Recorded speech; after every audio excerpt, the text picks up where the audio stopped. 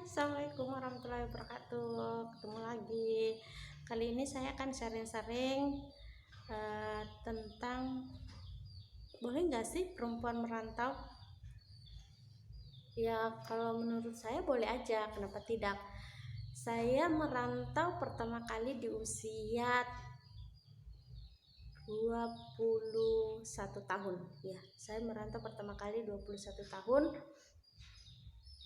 Dan tempat yang saya tuju salah satu pedalaman di Irian Jaya, tepatnya Kota Wamena. Kenapa mesti saya merantau ke pedalaman sana? Kisahnya saat itu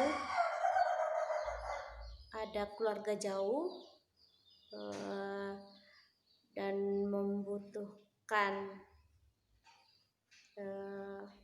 karyawan. Kebetulan beliau buka usaha di sana dan beliau membutuhkan karyawan, tapi dia mau yang dari keluarganya. Dan mama juga saat itu berkenan melepas dengan syarat bahwa saya ikut ke sana, nanti saya akan diajari suatu keterampilan, karena beliau itu di sana kan menjahit sekaligus jual kain, jual pakaian gitu. Nah, mama dari dulu kepengen salah satu anak perempuan itu bisa menjahit, dan menurut mama ini momen yang tepat seperti itu. Sambil belajar berusaha berwira swasta, saya juga bisa belajar menjahit. Jadi sudah, saya berangkat bersama sepupu saya, anak guru mengaji saya saat itu. Kami sama-sama cewek 2 orang dibawa ke sana, dan itu pengalaman pertama juga naik pesawat Hercules saat itu. Itu pertama kali saya merantau, dan bagaimana rasanya? Campur aduk. Syukurnya saat itu sudah ada jaringan telepon, jadi bisa nelpon mama setiap minggu, sekali seminggu, karena biaya di sana menelpon mahal sekali, harus ke warnet, biaya hidup di sana mahal sekali, jadi harus hemat. Ya seperti itu. Dan saya di sana benar-benar bekerja, diajari menjahit, diajar menjual, menjahit dari nol seperti apa. Jadi ketika ada yang mengatakan bahwa kenapa perempuan harus merantau, tidak ada masalah selama kita merantau itu yang pertama direstui orang tua, kemudian yang kedua kita punya tujuan yang jelas mau merantau untuk apa. Kalau saya saat itu selain untuk membantu mama perekonomian keluarga, ya untuk juga menambah pengetahuan saya, karena saya kan istilahnya masih sangat muda, belum punya keterampilan khusus. Dengan merantau harapannya saya akan punya keterampilan khusus yang bisa kedepannya untuk saya mandiri, punya usaha sendiri seperti itu. Itu yang kedua. Terus yang ketiga, ketika kita merantau, jangan datang di suatu kota atau kota tujuan, tempat tujuan kita itu kita tidak kenal sama siapapun. Kenapa? Resiko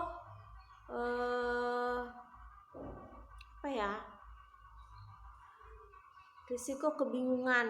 Kita tidak akan, kalau kita tidak punya tempat orang yang kita kenal di sana, tempat tujuan kita di sana, pasti akan bingung mau tinggal di mana, nanti mau kedepannya mau seperti apa.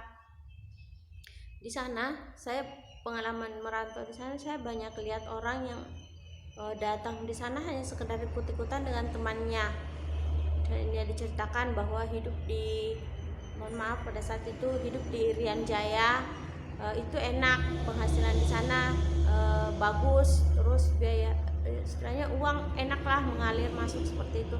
Jangan mudah tergiur dengan informasi-informasi yang menggiurkan. Jangan mudah tergiur dengan informasi-informasi yang menggiurkan, terkesan indah sekali, terkesan mudah sekali, padahal ketika kita menjalannya belum tentu semudah itu. Gitu. Terus yang keempat, kalian harus betul-betul mempersiapkan diri, ya. Kalian harus betul-betul mempersiapkan sendiri dengan segala resikonya ketika kalian sudah berada di perantauan.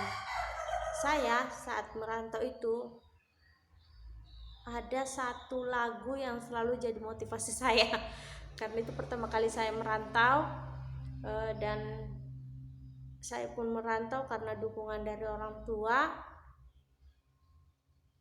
Ada satu lagu Bugis, lagu daerah saya, judulnya Tanah Ugi Wanuaku, yang menceritakan bahwa seseorang itu ketika melangkahkan kaki pergi ke suatu tempat atau setelah merantau,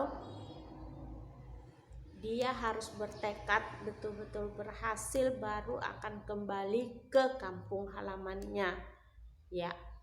Jadi sebenarnya bukan cuma orang Bugis ya, saya rasa hampir semua daerah di Indonesia, karena memang kita punya leluhur, nenek moyang kita adalah pelaut yang notabene akan menjelajahi, dan itu adalah salah satu filosofi perantau adalah pergi berjelajah dalam artian yang positif. Saya rasa kalian harus yakin bahwa kalian mampu, kalian pasti berhasil dan membawa hasil yang membahagiakan untuk keluarga kalian. Jadi jangan asal merantau terus di sana, ketika kalian sampai di sana kalian lupa dengan tujuan kalian. Ya alhamdulillah kalau memang kehidupan kalian di tanah perantauan betul-betul baik, betul-betul sesuai dengan perspektasi kalian, bayangan kalian, alhamdulillah sekali. Tapi jangan sampai kalian lalai, lupa dengan tujuan awal kalian. Kalian merantau untuk apa? Seperti itu. Saya dulu mengusahakan ada tabungan khusus untuk keluarga, walaupun saya tidak langsung kirim ya, saya simpan dulu. Tapi saya memang sudah tekadkan ini penghasilan saya nanti akan saya berikan untuk mama. Jadi di sana kebetulan tempat kerja saya itu saya tidak digaji bulanan, tapi saya diberikan kesempatan untuk mencari uang sampingan seperti itu. Jadi gaji bulanan saya itu disimpan oleh bos saya, kemudian untuk uang sampingannya itu untuk keperluan pribadi saya hari-hari, dan alhamdulillah dari uang sampingan itu lebih dari cukup untuk biaya kepribadian saya. Saya kan ya namanya juga masih single, kebutuhannya masih sedikit kan. Itu pun kalau kita memang mau irit, tidak mengikuti gaya hidup di sana. Di pedalaman bukan berarti tidak ada gaya hidup ya, malah orang bersaing juga dengan gaya hidup, dan semuanya kembali lagi sama dari kita, bagaimana kita mengontrol keuangan kita, gaya hidup kita, pergaulan kita, semuanya kembali sama diri kita masing-masing. Jadi intinya jangan pernah lupa dengan tujuan utama kita dan tetap fokus dengan tujuan awal kita, meninggalkan keluarga, meninggalkan kampung halaman untuk merantau. Itu tujuan utamanya apa. Oke, mudah-mudahan yang saya sampaikan bermanfaat untuk kalian yang mungkin ada keinginan untuk merantau. Nantikan curhatan saya di episode-episode berikutnya. Terima kasih. Assalamualaikum warahmatullahi wabarakatuh. Dadah.